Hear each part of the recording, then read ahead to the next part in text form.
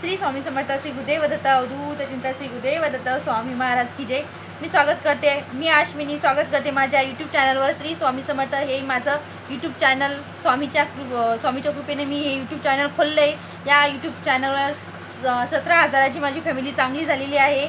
मी मागं व्हिडिओ बनवला त्याच्याविषयी की माझं चॅनल मॉनिटाईज झालं असते, पण ते कसं काय झालं ते सगळं तुम्हाला सांगितलं आहे. 17,000ची फॅमिली तयार झाली आणि तुमचा सगळ्यांचा सपोर्ट असाच राहू द्या. जसा की मागच्या व्हिडिओला तुम्ही दिला तसंच की माझ्या व्हिडिओला द्या. मी पहिले गुरुमाऊलीचे व्हिडिओ टाकत होते आणि त्याला माझा व्हॉइस ओव्हर देत होते, बस एवढंच. आणि आता बाकी मी व्यंकटेश स्तोत्राची कशी सेवा केली हे बघण्यासाठी मी तुम्हाला आजचा व्हिडिओ तो तुम्हाला सांगायचा, माझा अनुभव तुम्हाला सांगायचं की नियम अटी जरी नाही पाळल्या का, जरी काही आपण हे नाही केलं, फक्त आपला भक्ती अंतकरण जर आपलं शुद्ध असेल ना तर सगळं काही होते. मी व्यंकटेश स्तोत्राची कशी सेवा केली मी ते तुम्हाला सांगते आणि तुम्ही कशी करू शकता ते तुम्ही करा. पण मी जशी केली तशी मी तुम्हाला सांगेल. आणि मी असं म्हणेल की नियम अटीच पाळा असं काही नसतं. आपण कुठेतरी राहतो. आता एकदा अनुभव सांगायचा झाला तर मी अशीच खूप संकटात होती. म्हणजे माझी मुलगी खूप लढत होती. मला काही सुचत नव्हतं. मी ते तुम्हाला सांगू शकत नाही. पण मी तेव्हा नाही डोक्या पदर, नाही डोक्याला कुकू, नाही काहीच नाही. बसायला बी मी माझे जे झोपायचे अथरून राहतात ना, मी त्याच्यावर बसली आणि त्याच्यावर बसून मी माझी सेवा केली तर मला त्याचा अनुभव आला. म्हणून मी तुम्हाला सांगते, काहीच कुठल्या नियम अटी नाही. तर तुमचं मनातून जर तुम्ही भक्ती करत असाल ना तर नियम अटीचंच कोणचं पालन करावं असं काही नाही. तुम्ही फक्त ती नियम अटी कशासाठी, कारण की आपल्या मन शुद्ध ठेवण्यासाठी नियम अटी असतात. श्री स्वामी समर्थ श्री गुरुदेव दत्त. आता मी पुढे सांगते मी कशी व्यंकटेश स्तोत्राची सेवा केली. मी 3 दिवसाचं अनुष्ठान केले होते. मी पहिल्या दिवशी खूप असं आळस आला होता. असं वाटलं उठायचं नाही, आता झोपून राहा, बस करायची नाही आज सेवा असं वाटलं. पण नंतर 9 मिनिटं टाईम राहिला होता. 9 मिनिटं टाईम राहिला तर मग पटकन उठली, आंघोळ करून घेतली. निळ्या रंगाची जर तुमच्याकडे असेल तर, माझ्याकडे होती म्हणून मी निळ्या रंगाची साडी परिधान केली होती.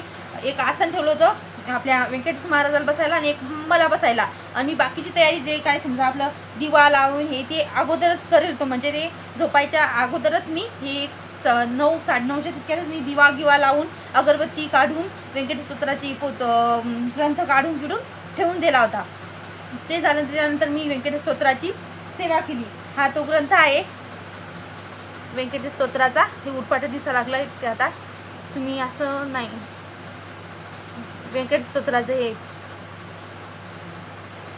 व्यंकटेश स्तोत्राचा हा ग्रंथ आहे. मी या ग्रंथातून 3दा व्यंकटेश स्तोत्राची सेवा केली. यावेळेचा माझा हा 3रा टाईम होता. म्हणजे मी 3 दिवसाचंच व्यंकटेश स्तोत्राचं केलं, कारण की 21 दिवसाचं माझ्याकडून शक्य होत नाही. मी 3च दिवसाचं व्यंकटेश स्तोत्राची सेवा केली आणि मला 3ही वेळेस चांगला अनुभव आला. आणि शेवटी यावेळेस बी त्यांनी चांगलाच अनुभव दिला मला. तर मग मी व्यंकटेश स्तोत्राला सेवा केली. तुम्हाला जर व्यंकटेश स्तोत्र वाचायचं असेल, मी नाही कुठे मी कुठलेच नियम पाळले नाहीत. नाही पूजा मांडणी वेगळी केली, पूजा मांडणी बी मी वेगळी केली नाही, कारण की माझ्या घरात लहान मुली येतात आणि मी सध्या माझं गरबा आणणं चालू आहे. त्या कारणामुळं मी इथं जवळच सेडात राहते. त्याच्यामुळं इथं उंदराचा माजरीचा जास्त त्रास आहे. त्याच्यामुळं कारण ते घट पडेल किंवा माझी मुलगी कुठे काही करेल या भीतीने मी तो घट बी मांडलेला नव्हता.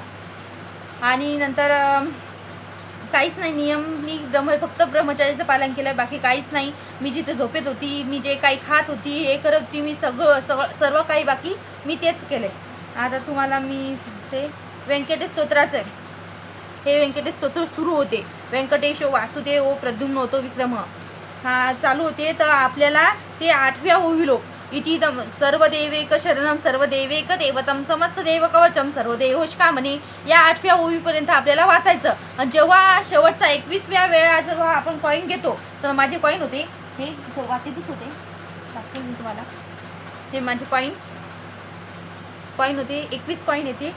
शेवटचा जो 21वा कॉईन राहतो त्या टायमाला मी सर्व व्यंकटेश स्तोत्राचं पठण केलं होतं. म्हणजे मग ते सर्व किती ओव्याचे 15 ओव्या सगळं मी हे केलं होतं.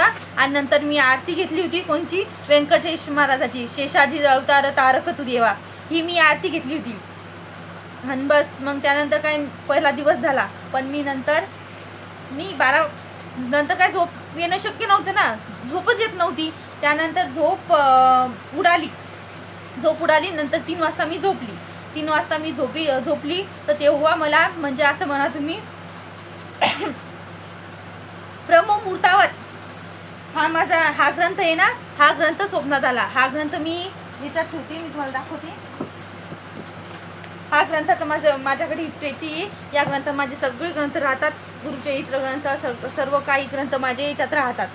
तर हे सारामृत आहे आणि हे नित्यसेवा आहे. सगळे ग्रंथ माझे याच्यात राहतात. आणि ही पेटी सगळी सारामृत म्हणजे सारामृताचा याच्यावर कपडा आहे, पण माझ्या स्वप्नात मला सारामृताचा कपडा बी दिसला नाही. हा ग्रंथ माझ्या स्वप्नात आला. या ग्रंथ खरंच मला त्या दिवशी त्याने अनुभव दिला पहिला. आणि दुसऱ्या दिवशी तशीच उठली. दुसऱ्या दिवशी लवकर उठली होती, 15-20 मिनिटानं लवकर आवरलं. स्वामीची माळ घेतली, जप घेतला, व्यंकटेश महाराजाचा जप घेतला आणि सेवेला बसली. आणि त्या दिवशी तसंच, कारण की आंघोळ करेल असे की झोप लवकर येत नाही. माझी झोप उडाली होती. मग नंतर 3 वाजेपर्यंत मग मी झोपलीच नाही. समजा 3, 4, 4:30 वाजेपर्यंत मी काही झोपलीच नाही. पण नंतर मी झोपली. नंतर माझे डोळे लागले तर मला माझ्या स्वप्नात ब्रह्ममुहूर्तावर तो बी टाईम ब्रह्ममुहूर्ताचा होता.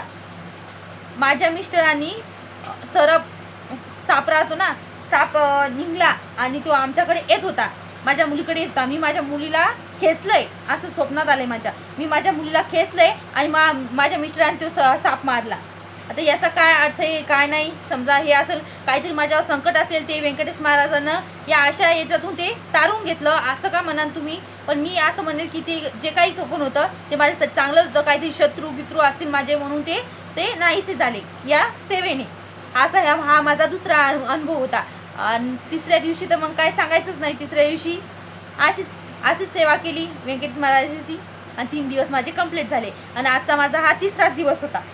आजचा हा जो दिवस आहे का नाही, हा माझा तिसराच दिवस आहे. व्यंकटेश महाराजा तिसरा दिवस आहे. आज मी माझी सेवा अर्पण केली मी स्वामींना. बस एवढंच सांगेल की व्यंकटेश महाराजाची ही सेवा खूप खूप खूप मोठी हे आहे. या पुन्हा अधिक महिन्यात विष्णूची सेवा घडाव असं म्हणतात.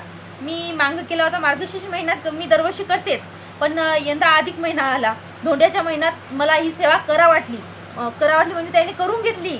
मला तर खूप कंटाळा आला होता. मी तर झोपायच्या नाद डबल बी असं झोपावटून राहिलं होतं. कधी झोप नाही यायची आणि त्या दिवशी झोप यायची ज्या दिवशी सेवा चालू करायची त्या दिवशी. पण मनात असा विचार आला की नाही, कंटाळा जर केला तर आपली ही सेवा होणार नाही. तर मग मी धडकन उठली. शेवटी 9 मिनिटात सगळं आवरून इथे बसली आणि सेवेला सुरुवात केली. जेव्हा मी सेवेला सुरुवात केली मला कसलीच अडचण आली नाही. कोणी म्हणते हे होते ते होते, मला कसलीच अडचण आली नाही. माझी मुलगी उठली नाही, काहीच मला कुठलीच अडचण आणू दिली नाही. कारण की मी त्याला सांगितलं होतं की तुम्ही माझ्याकडून करून घ्या, मला कोणतीही अडचण येऊ देऊ नका. हे माझा व्यंकटेश स्तोत्राचा अनुभव होता. तुम्हाला जर व्हिडिओ आवडला असेल, जसा मला अनुभव होता मी तसा तुम्हाला सांगितला. आणि माझ्याकडे माईक नसल्यामुळे तुम्हाला माझा आवाज थोडा कमी येऊ शकतो, तर तुम्ही समजून घ्या आणि मला प्रोत्साहन करणं, मला बी असा सपोर्ट करा आणि माझ्या चॅनलला कमेंट करा, सबस्क्राईब करा आणि व्हिडिओ आवडला असेल तर शेअर करा. श्री स्वामी समर्थ, श्री गुरुदेव दत्त, अवधूत चिंतन, श्री गुरुदेव दत्त, स्वामी महाराज की जय. वेंकटरमण गोविंदा गोविंदा.